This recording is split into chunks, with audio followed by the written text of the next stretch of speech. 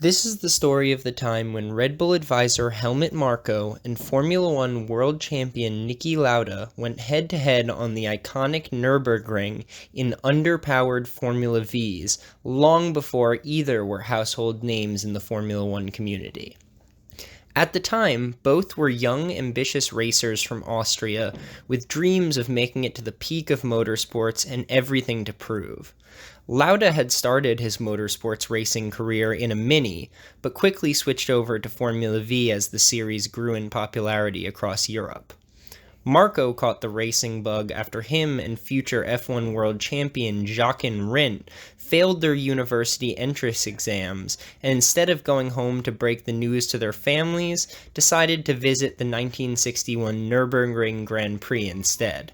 From then on, Marko raced whatever he could get his hands on, giving obvious preference to the Formula V after he won his first race in a V at Monaco in 1967.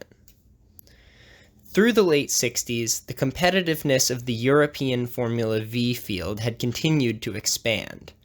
Journalist and amateur racing driver Rainer Brauns, who was present for the early days of European Formula V, described it as the wildest racing series of all time and compared the races to Western rodeos.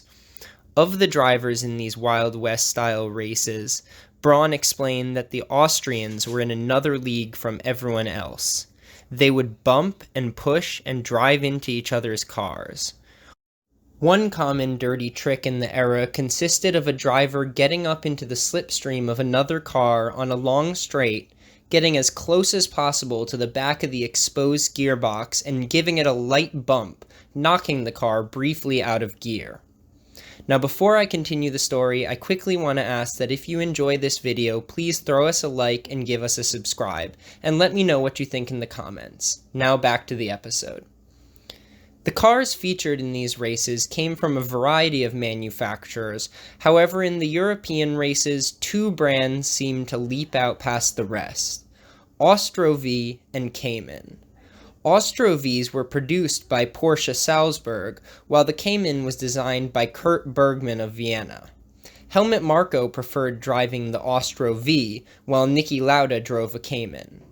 The series raced at iconic European GP circuits like Zandvoort, Spa-Francorchamps, and of course, the Nurburgring. Despite the typical dominance of the Austrians in the European Formula Vee Championship, they were all embarrassed to be defeated in 1968 at the Nürburgring by American Bill Scott in a zinc chassis. It was also during this race where Rainer Brauns started from the back with a large camera rig mounted to the top of his V, capturing the first ever onboard footage of a Formula V car. In 1969, 1 year later, Lauda and Marko went into the same race with the same goal in mind: to ensure that an Austrian would win at the Nürburgring and to make sure that they were the man who did it. Unlike American Formula V, the European series had quickly been expanding the regulations to allow for more powerful engines than the original 1200cc VW power plants.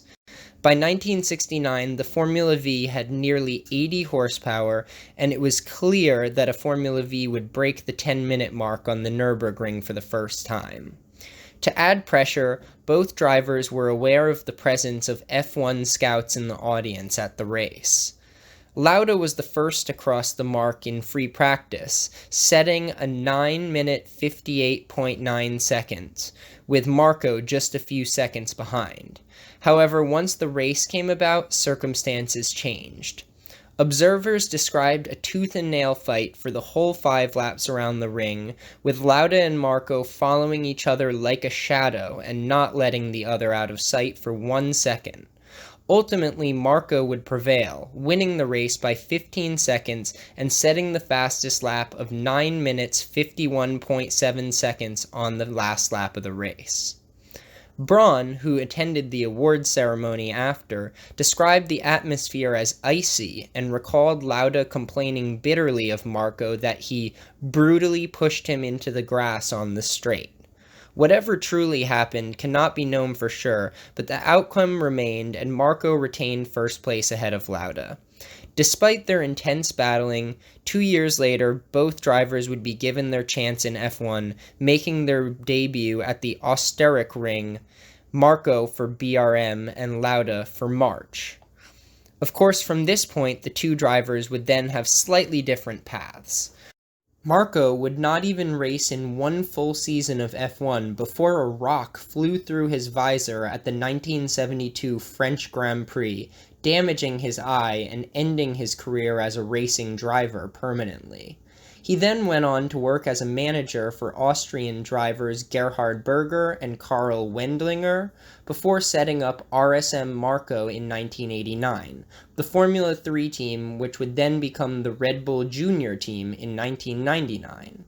It's in this role and his role as advisor to the Red Bull Formula 1 team where he has become most well known. Marko was instrumental in the development of Red Bull Junior's Sebastian Vettel, Daniel Ricciardo, Carlos Sainz Jr., Max Verstappen, Alex Albon, Pierre Gasly, and many more. Lauda, on the other hand, after a rough start to his career with unreliable cars at March and BRM, was noticed by Enzo Ferrari and signed to the Ferrari team in 1974. He got second place in his first race for Ferrari and took his first F1 victory 3 races later in the 1974 Spanish Grand Prix.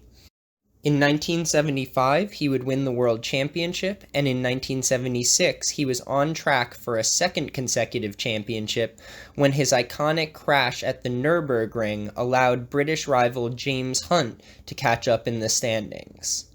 Although Lauda would come back that season, Hunt would go on to win the 76 championship by only 1 point. Lauda would go on then to win another 2 championships in 77 and 84 before officially retiring from the sport.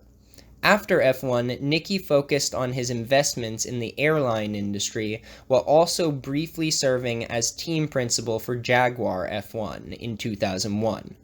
He was also appointed the non-executive chairman of Mercedes-AMG Petronas F1 team and was instrumental to Mercedes' negotiations with Lewis Hamilton when he made the switch from McLaren in 2013.